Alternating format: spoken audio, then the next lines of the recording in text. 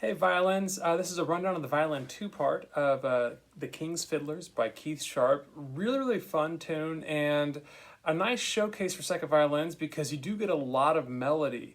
Measure 1 through measure 8, 17, all the way through 32, and that melody, measure 1 through measure 8, comes back at 33 again. So a lot of moments to really showcase second violin, which is not always the case with all of our music, but really it's nice to know that there's moments for you to really shine and come out of the texture a bit. Some things to note, measure 5 says sempre staccato. So that means this whole piece is going to be staccato. It's going to be dry, detached notes, more of a marcato style bowing throughout. So I'd recommend as you practice this piece and practice with the metronome that you keep that short bowing style, and as you start to approach the dynamics as well, that you actually use bow speed for mezzo forte, mezzo piano, and piano to really get those dynamic contrasts. When you push into forte and fortissimo, you can add in a little bow weight with that first finger, but it's just ever so slight because you could easily just overkill the music and overkill the instrument just by adding too much bow weight with that first finger.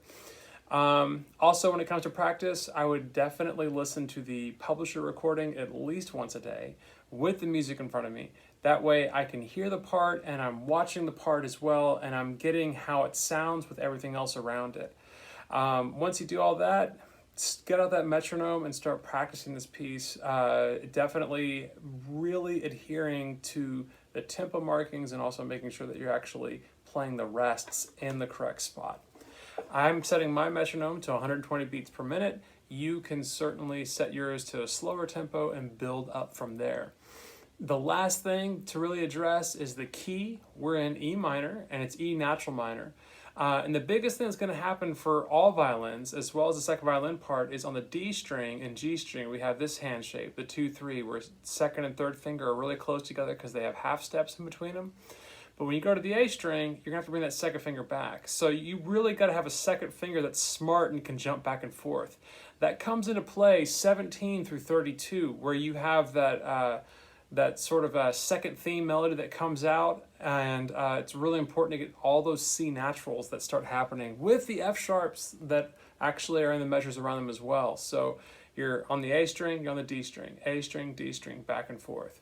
So I'm going to hit my metronome, put it at 120. I'm going to play through this one and hopefully give you a demonstration of what it could more or less sound like at your own practice and building up the tempo to performance tempo at 120 beats per minute. So here's the beginning. 1, 2, ready, and...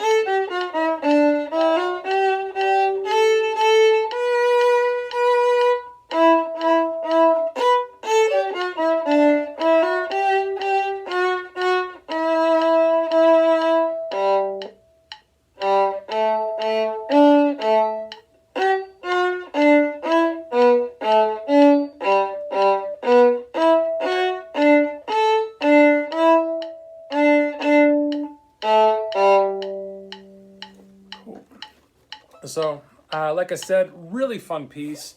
Definitely keeps you on your toes of rests and just fun melodic moments and that kind of thing. So as you're practicing it, taking those tips that I gave earlier, and as always, happy practicing and good luck.